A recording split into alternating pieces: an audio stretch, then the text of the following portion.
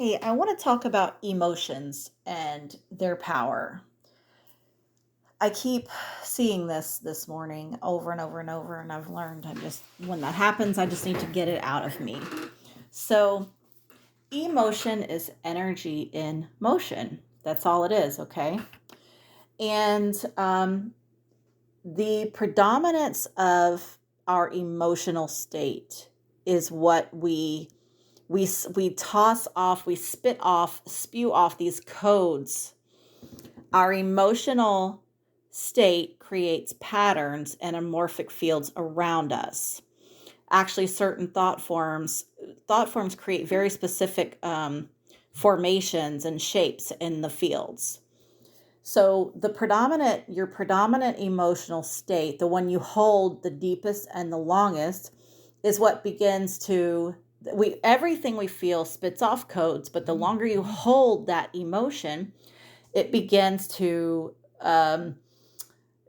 form itself in a specific way in your morphic fields, and then it will begin to crystallize and bring into you scenarios that are a match to whatever formation you've created in your morphic fields through your predominant emotional state. I'm saying this because I want you to start thinking about your emotions and practice some things, okay? We have a tendency to, when we start to feel an emotion, let's say it's anger, okay? I'm going to use anger because it's the easiest one, okay? These emotions float up, either down or up, but let's say up our bodies, up our abdomen, and they kind of settle in, right between your rib cage, okay? That's where you feel this deep anger. All right.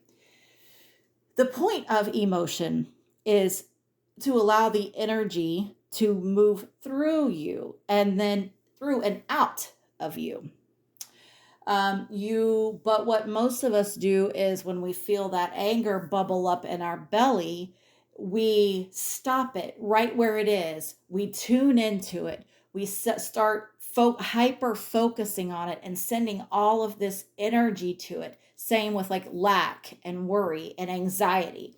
That bubbles up in our belly, and then we feel it and it gets our attention. And instead of allowing it to finish moving through us, we stop it where it is. We put our hands around it, we wrap a web around it, and then we focus on it. We spend time and energy looking at it. And it's like a mud puddle when we play in it, and we call our friends and tell them, how angry we are, how upset we are. And we stop the energy and cram it up in our belly space, in our heart space.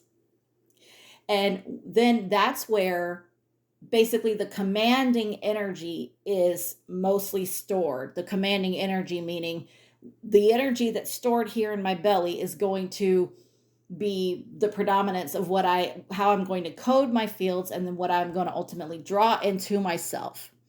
So it's not that it's wrong. It's not wrong to feel anything. You need to feel the things you feel. When the anger comes up, honor that shit. Be like, okay, what are you trying to tell me? What are you trying to teach me?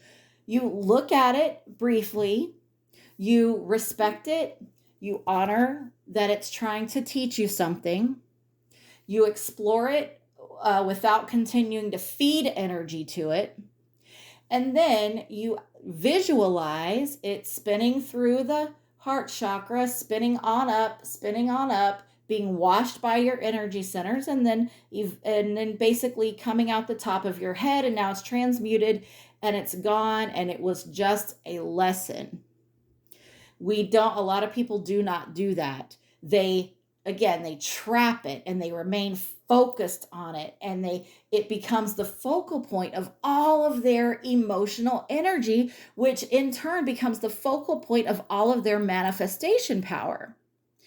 So I just wanted to remind you to allow these things to move through you. There's no honor in remaining angry. There's no honor in remaining anxious. And I do realize people you can't control their anxiety and stuff like that. I'm not talking about every possible permutation of a thing that could happen emotionally. I'm just speaking in general.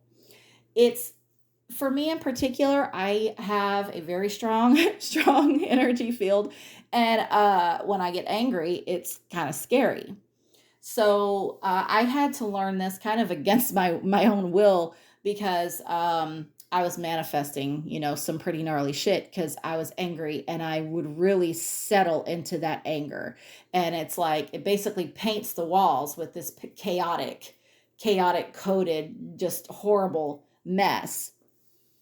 So I had to really start to practice it. So now when I start to feel those lower vibrational emotions come up, bubble up into my belly, I recognize it, but I'm not the police at the roadblock anymore, trapping it and making it tell me all about itself and down to its minute details. I'm kind of like the traffic cop that's like directing the traffic now. So it comes up. I say, "What's up? What are you trying to teach me? This is powerful. This is strong. Where's the lesson?" Okay, let it speak to me. Let it teach me.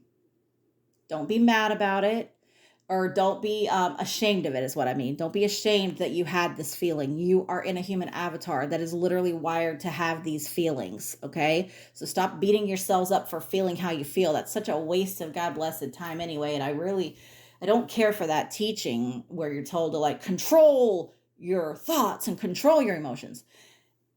You can manage them properly, not control.